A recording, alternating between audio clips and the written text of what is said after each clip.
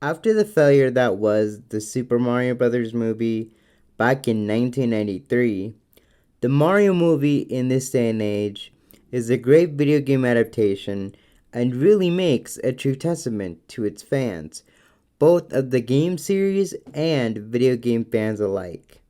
When I think of video game adaptations, I think about four movies in particular: the Sonic the Hedgehog movies, Detective Pikachu, and the Super Mario Bros. Movie in 1993. Now, there are three movies that are really good, and then there is one movie that is really bad. And Sonic the Hedgehog and Detective Pikachu are really good video game adaptations because they take some of the elements from the video games that they're based off of and they make it into a blockbuster film. You know, changing a little bit of the script, but still keeping it to the original source material, which is the games. And honestly, it does a really good job at it. And when you think to these movies, when you watch them, it really brings out a testament. And it brings out a testament to video game fans, fans of the franchise, of the video game franchise in particular. Whereas the Super Mario Bros. Movie back in 1993 was not really that great to say the least. And I can tell from a lot of people that the Super Mario Bros. Movie in 1993 was kind of weird to say the least. And um, by itself, it's a really good movie, like a sci fi movie almost. But when it's a video game adaptation, when it's supposed to be based on the games, it's not really a good movie. And with what happened behind the scenes, and there's a lot of things that happen behind the scenes that I'm not gonna get into with differences with the writers and the directors. You know, a lot of things happened, and well, I gotta say the final product in the end was just terrible. And with that, the Super Mario Brothers movie in 1993 was just forgotten and never to be talked about again. So the story of the Mario movie goes like this. Bowser goes to find a star and wants to marry Peach because he has a star. But Peach doesn't want to marry him.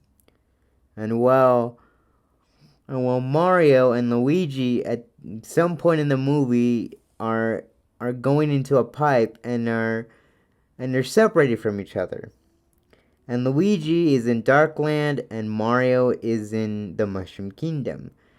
Mario tries to find his brother, which he is determined to, and is mentored by Peach, which Peach in this movie is not the damsel in distress, which is what I like.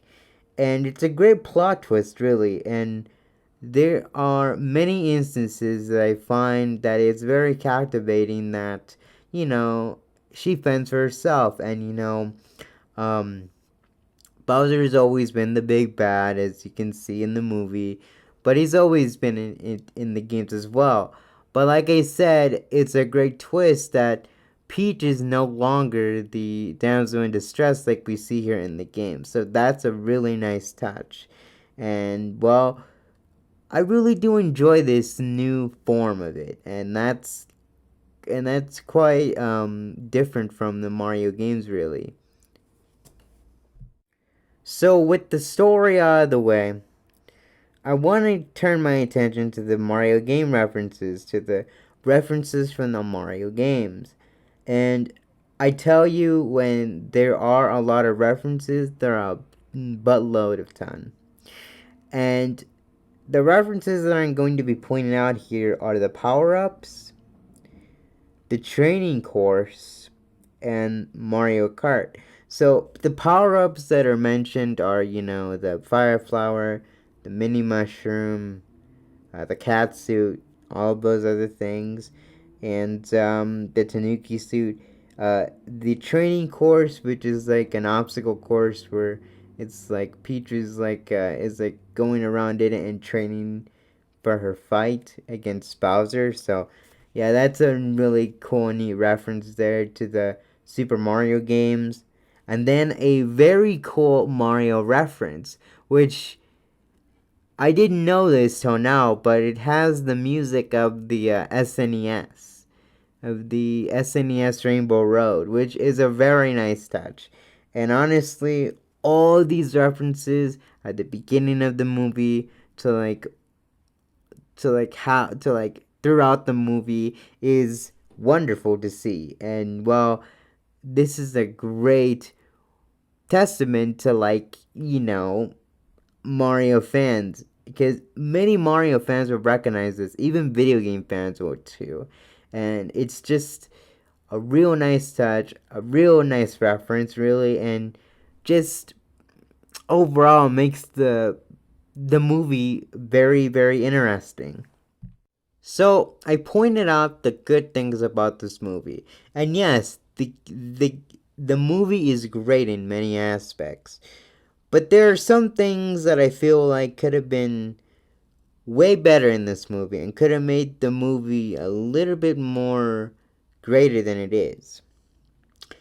And those things include Luigi being more into the story, which he's absent throughout the entire movie, which I do not understand why. It is a Super Mario Brothers movie for a reason, and it should be referenced that Luigi should be in the movie.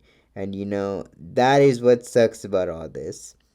And well, I know he was taken to the Dark Land and stuff like that, but come on now, you could have included a lot more scenes with Luigi, giving him more screen time, really.